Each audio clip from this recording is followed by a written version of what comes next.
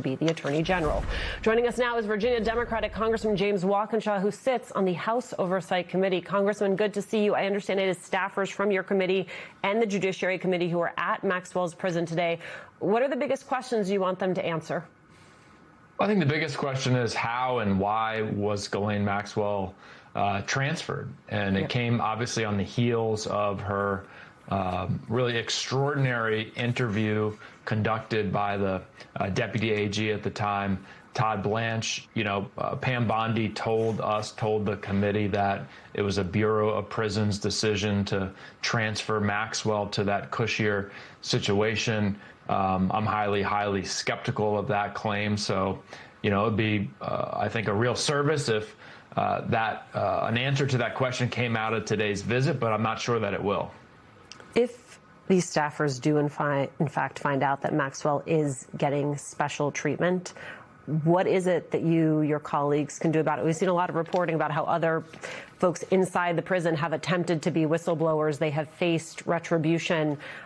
It seems like there is something that is being hidden. Well, one, I certainly would hope that all 100 United States senators, Democrats and Republicans, would take that information into account as they consider Todd Blanche's confirmation. In my view, he's disqualified himself in any number of ways. But if there's clear evidence that he essentially gave Ghislaine Maxwell lenient treatment in exchange for her proclaiming Donald Trump's innocence, that would absolutely be disqualifying. I'm glad you brought that up. Todd Blanche is meeting with senators this week. Interestingly, I was on with Senator Sheldon Whitehouse earlier. He says he does not have time on his schedule currently with Todd Blanche. Todd Blanche is making the time, though, for a number of Republican senators, including Senator Cassidy, who he knows he needs to win over in order to get to the number he needs for confirmation. I think there's a lot of debate about where to press this candidate for AG, where to press this nominee for AG, because there are so many directions for Democratic senators to go. And if you had the ability to question Todd Blanche, what is it that you would most want to know, given this DOJ's efforts, weaponization, the Epstein files, so much more? Well, I think obviously weaponization needs to be a key line of inquiry, but the Epstein files as well. And look, Todd Blanche is the one who said there were 6 million files.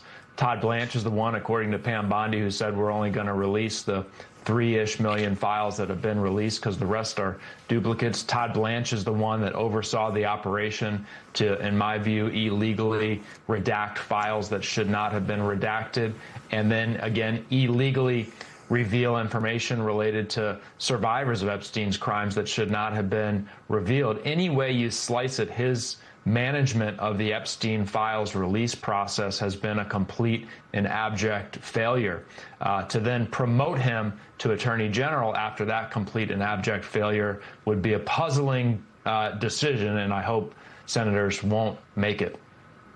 Congressman, I saw this new reporting in the New York Times out today about what happened inside the jail where Epstein died back in 2019. The Times spoke with more than 40 inmates, jail employees, lawyers, federal officials, law enforcement officers, some of whom never talked to investigators. I know that will not surprise you, given the work you've done on the committee. The report found Epstein's behavior showed he intended to kill himself for weeks before his death.